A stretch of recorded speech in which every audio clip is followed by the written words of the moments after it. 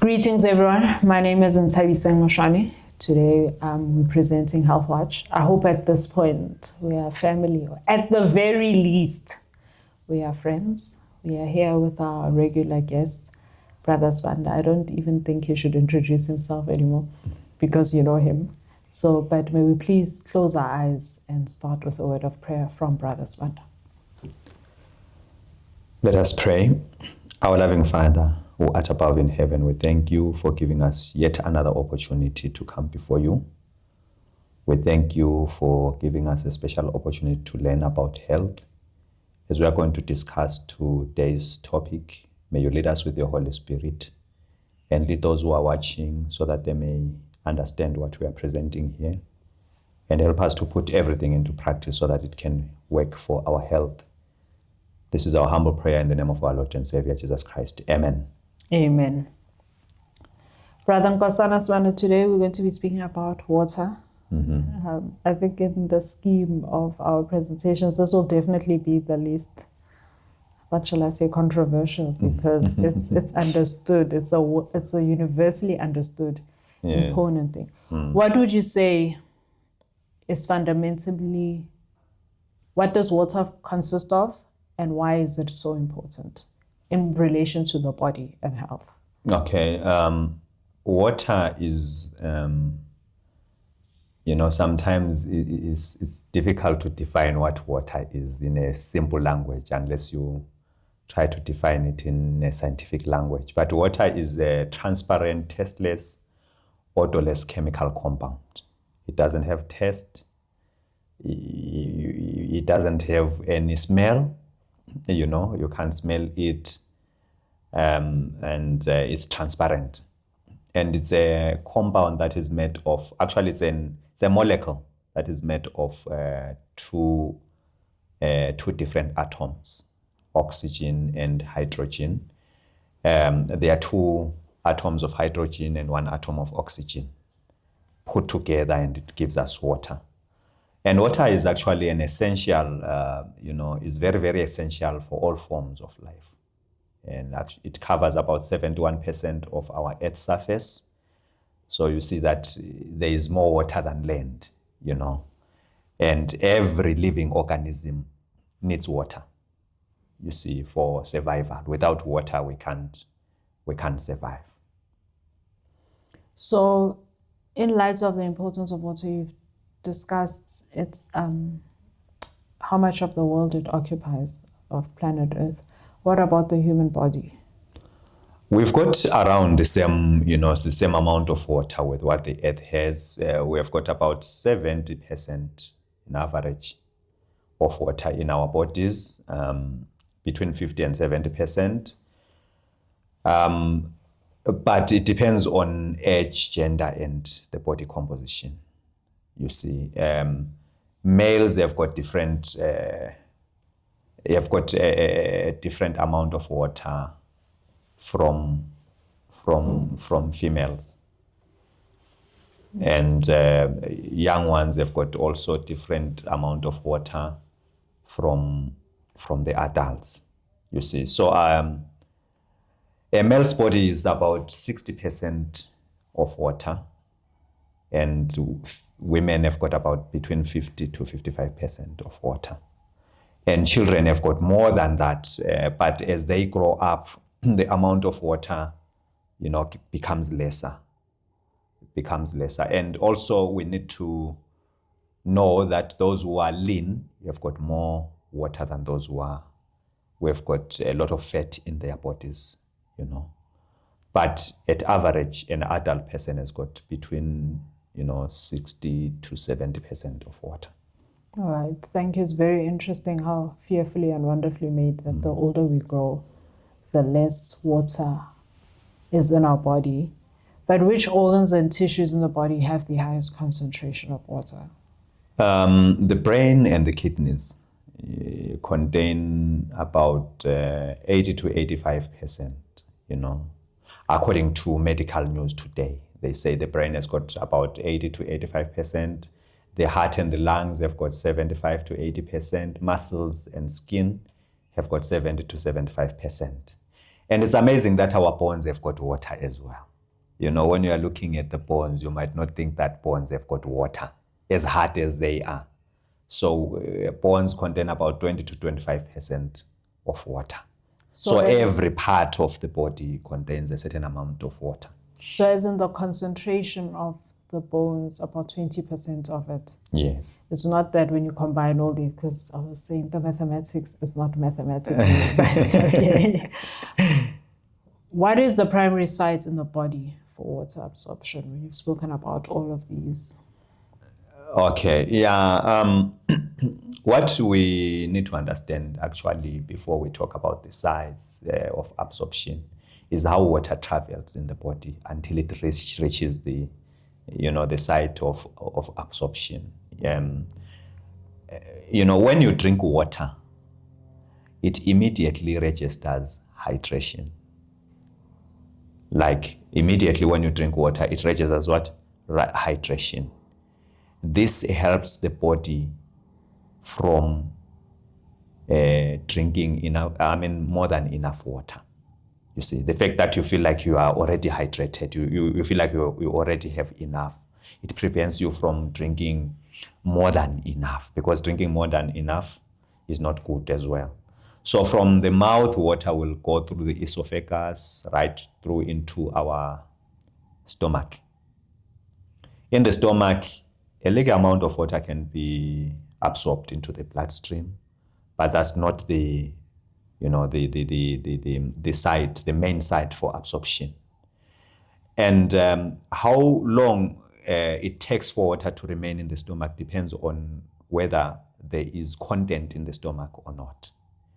So when there is content in the stomach, like food, then it will take a long time for water to do what? To move on to the small intestine and also to be absorbed from the stomach, because the stomach has got work to separate food from that water so that it's able to continue with its journey. And in the small intestines, then that is where water is absorbed into the bloodstream, and then it is carried throughout the body organism. So here we're talking about regular drinking water. We're not speaking of water presenting itself like cucumbers that have a lot of water or tomatoes. So this is you taking a glass of water. Yes. This is the journey it would take. That's the journey that will take, not the water that is in food, because of course food has got water as well. Every food that we eat contains a certain amount of water.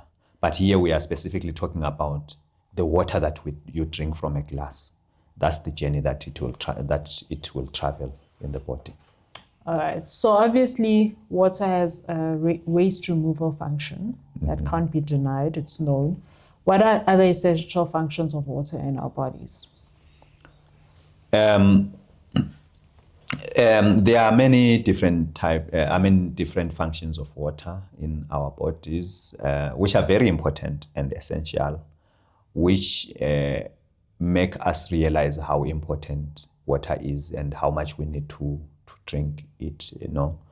One of the essential functions of water is that it regulates our body temperature.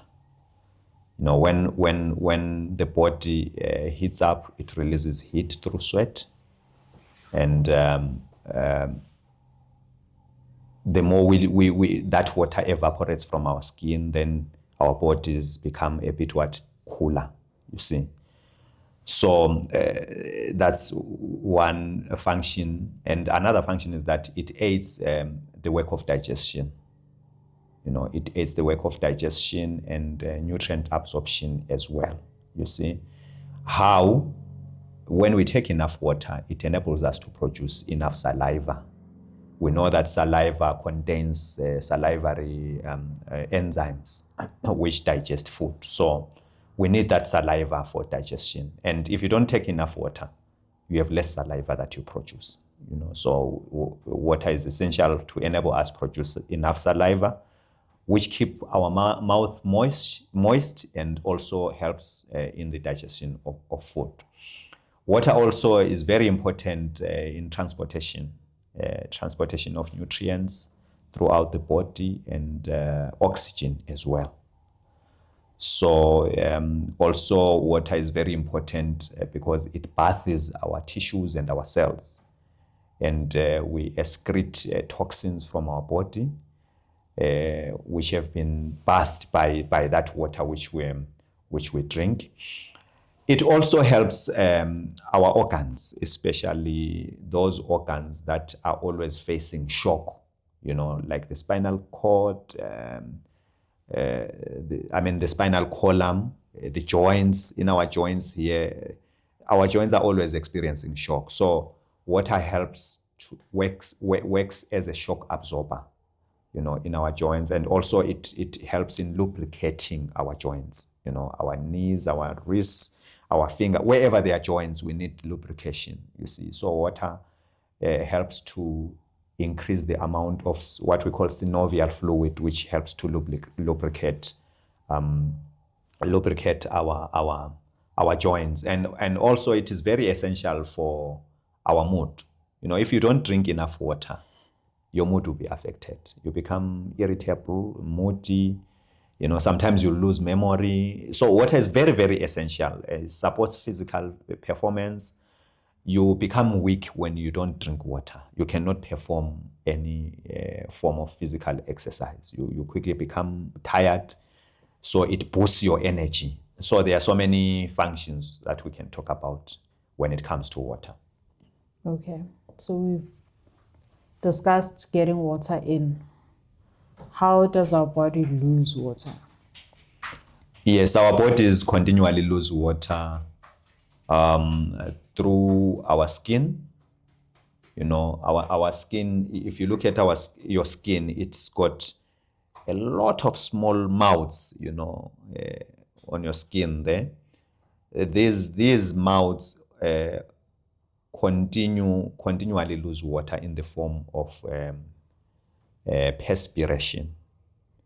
Perspiration is sweating, but sometimes you sweat without noticing any sweat coming out of your body. So that's how the body loses water. We also lose water through urination, breathing, and through bowel movement, you see. But now, while these are natural ways of losing water, we may increase our, the amount of water that we are losing from the body by following certain habits that are not healthy. For instance, let's talk about losing water through the kidneys. That is urination. The water that is lost through the kidneys or through urination can increase when you drink things that are diuretic. Diuretic drinks are drinks that promote urination or that increase the amount of urination, you see. Things like carbonated drinks are diuretic, Coca-Cola, you talk about carbonated drinks. Things like alcohol, they make you lose more water than that which the body was supposed to lose naturally, you see. Also, when you do vigorous exercise, you sweat more excessively, you lose more water than that which you were to lose naturally without doing a vigorous exercise, you see. And also through bowel movement, you might experience diarrhea, due to maybe food contamination or any other disease. It can lead you to lose more water than that which you were supposed to lose naturally. Also, you can lose water through vomiting. You are experiencing something that has triggered vomiting and you vomit excessively. You lose much water from your body. Also, bleeding too much will lead you to lose a lot of water, and then you end up experiencing what we call dehydration. So that's how you can lose water from the system. Speaking of dehydration, what is one of the ways or indicators to determine someone's hydration status, and how do we then know if someone is dehydrated? Yeah, most of the times the first sign for dehydration is thirst. When people, many people don't drink water until they are what? Thirsty. They are thirsty. But thirst is a sign that you are already suffering dehydration. So it's very important to know that you need to drink the amount of water that the body requires in a day, rather than waiting for you to get thirsty so that you drink water. Because you might find that there are many people who don't become thirsty naturally. But while you don't become thirsty, the body requires you to give it water. You see? Some are old, elderly people tend to forget that they need to drink water. You see? They tend to forget, they don't rely on thirst, and little babies as well don't think for themselves. They cannot say that they are thirsty. So we need to understand that the body needs water even without the body having to be thirsty, you see. And I repeat, thirst is a sign that you are already dehydrated. There are other signs, and that indicate that your body is dehydrated. There are mild signs and severe signs. As I've indicated, thirst is one of them. Some of the signs, let us talk about the mild signs that you might experience. The color of your urine tells you whether you are dehydrated or not.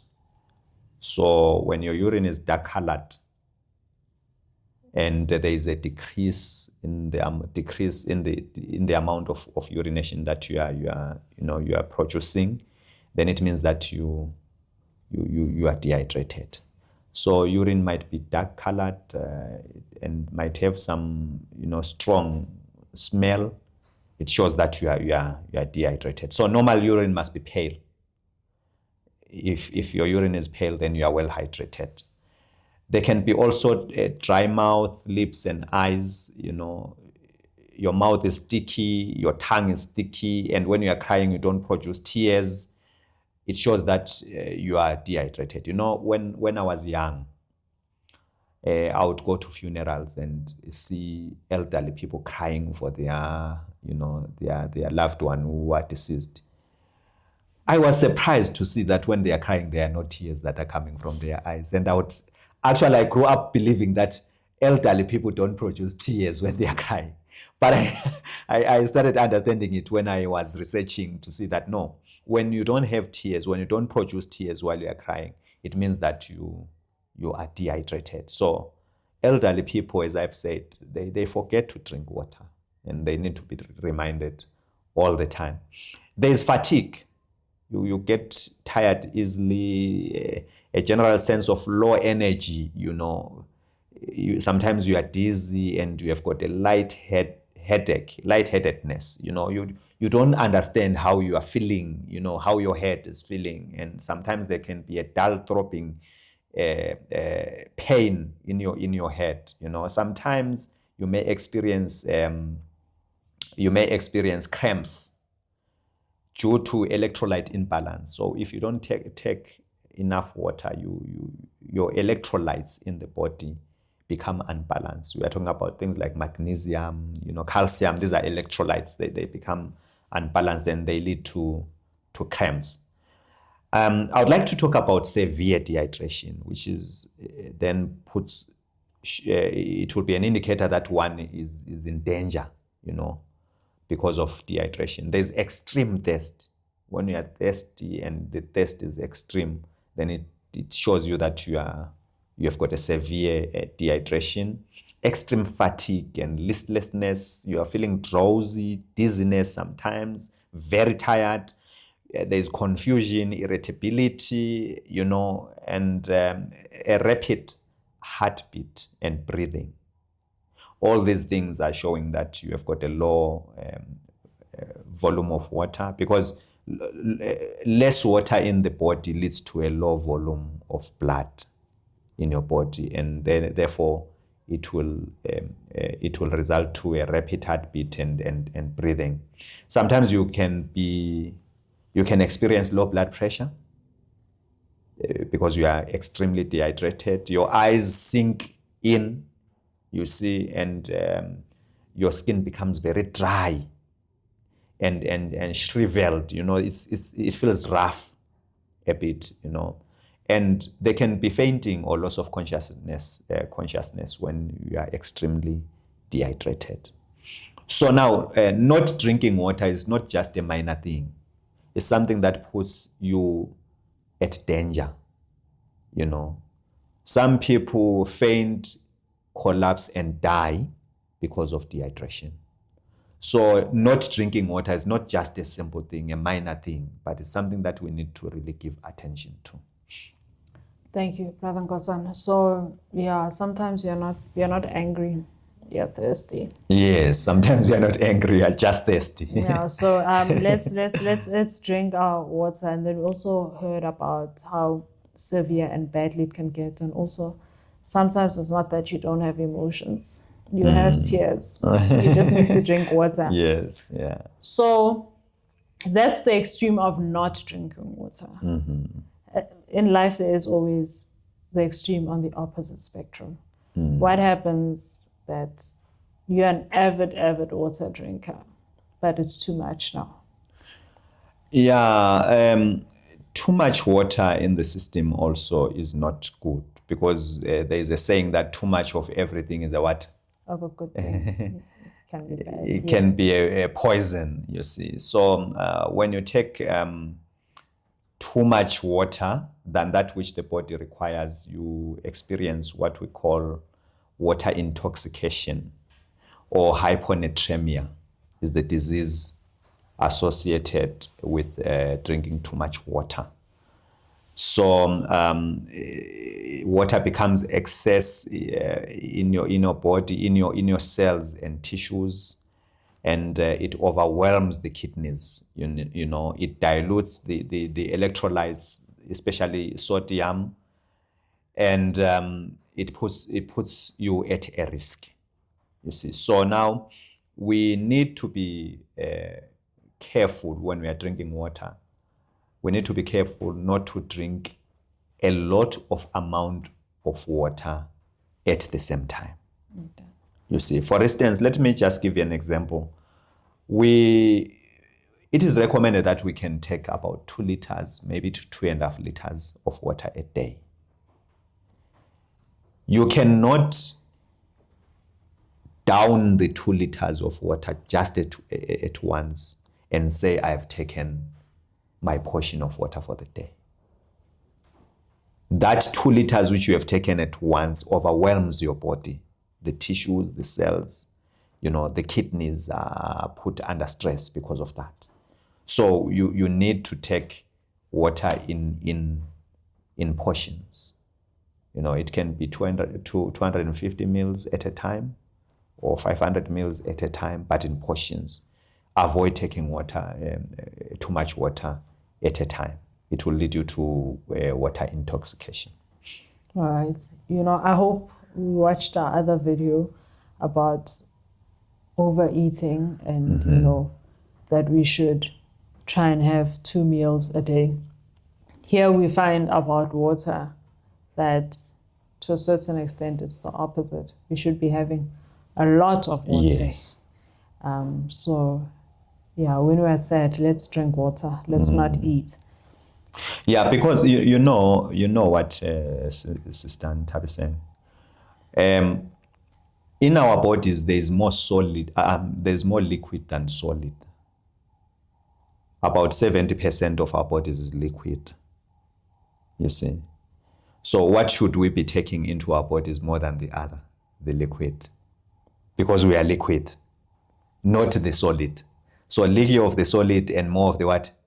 Of the liquid. Yes, you see, because our bodies are 70% liquid. So we need to be replacing that liquid.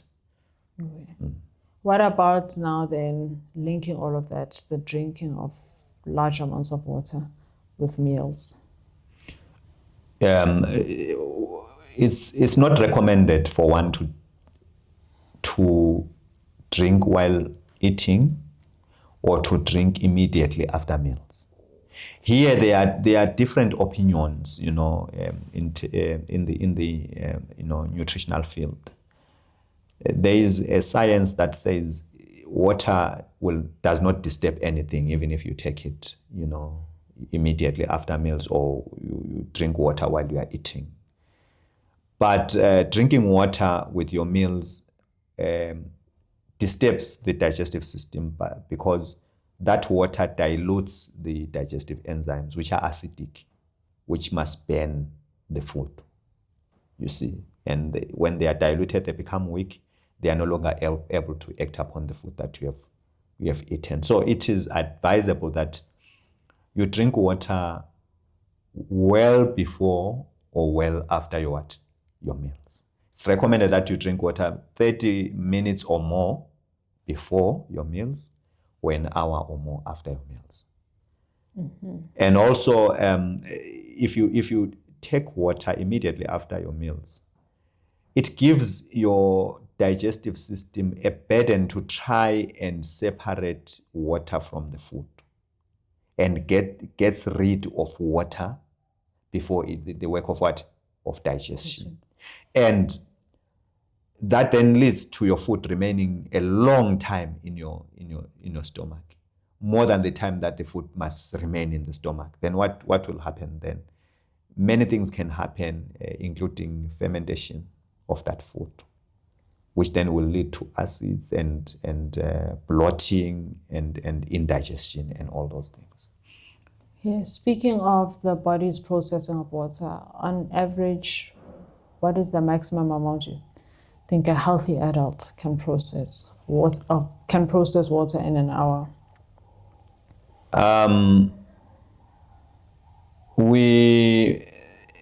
In an hour, about 0.8 to 1 liter of water per hour.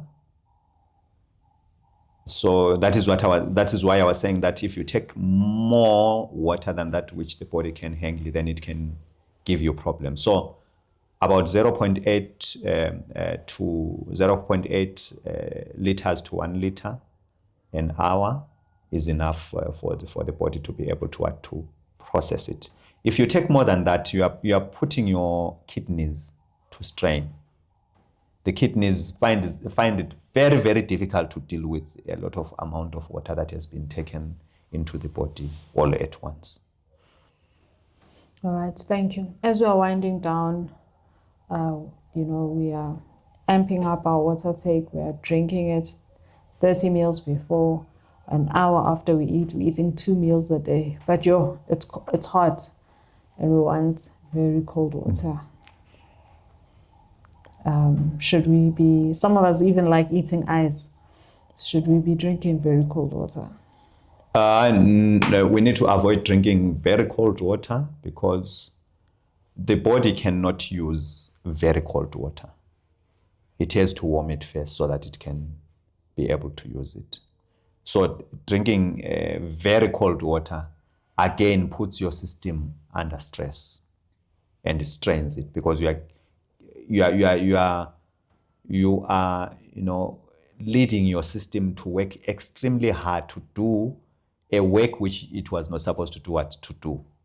You see, so we need to avoid taking too cold water. Ice cold water is not good for our health. It is recommended that we take water which is at a room temperature. That is good water, and we can also drink warm water especially in the morning. Warm water in the morning is very good because it supports our system. It activates our digestive system. It prepares our body for the food that we are going to eat during the day. So you can take warm water in the morning before you eat anything, and then you take room temperature water during the day, and avoid taking too hot water or too cold water. All right. Thank you very much, Brother Swanda. So I think what we take from this is the importance, it's a reminder about the importance of water, but also that even in water, even in the goodness of water, there's no need for us to be extremes, not in consumption, not in temperature, and that we should also listen to our bodies. Sometimes we're overhydrating in our pursuit to drink more water. So may God help us that the water He has given us, the water which He is for us, that we can use it properly and that it can cleanse us, but also keep us healthy. Thank you, Brother Swart.